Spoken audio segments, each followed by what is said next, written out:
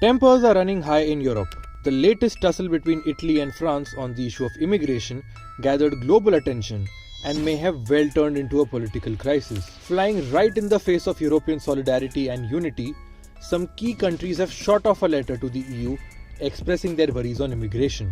The European Union is forced to step in now and douse the fire. Above all, such a confrontational scenario has left the bloc embarrassed. It has summoned home ministers of all nations to dial down the tensions.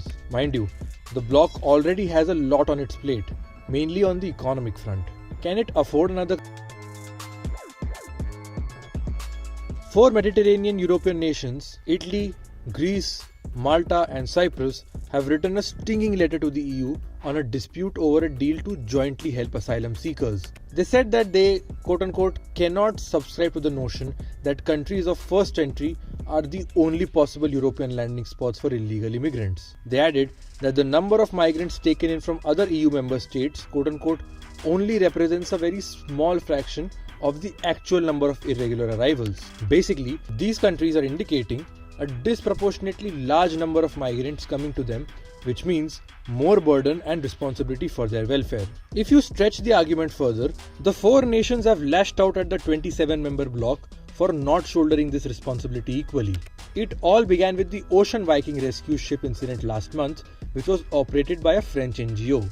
The ship, carrying 234 passengers including 57 children, wasn't allowed to dock for 3 weeks on an Italian island. Eventually, after being stuck in the sea for weeks, the ship reached France. Italy's anti-immigration stance did invite criticism from a humanitarian and diplomatic perspective, but Prime Minister Giorgia Meloni was having none of it. To be fair, Italy did take 3 ships to southern Italy before turning back the Ocean Viking. Hitting back, France suspended a plan to take in 3,500 asylum seekers who are currently in Italy. An issue that deserves a humanitarian view became a political showdown between Emmanuel Macron and Giorgia Meloni.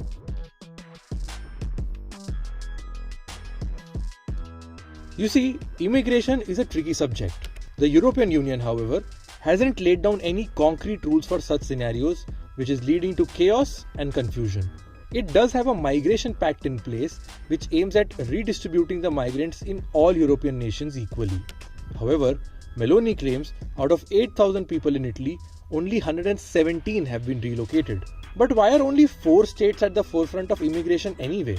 You see, as mentioned before, except for a few pacts here and there is no solid mechanism in place by the EU to tackle immigration. According to the European Union's official data as of 2020, 1.92 million people migrated to the EU.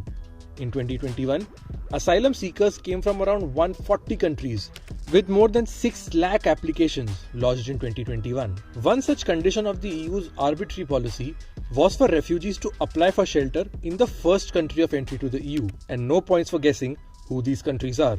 Brussels is drawing up an emergency plan to sort out this mess. As European Commission Vice President Margherita Schinas said, we cannot allow 2 member states fighting each other in public and creating yet another mega political crisis over migration. But does this crisis prove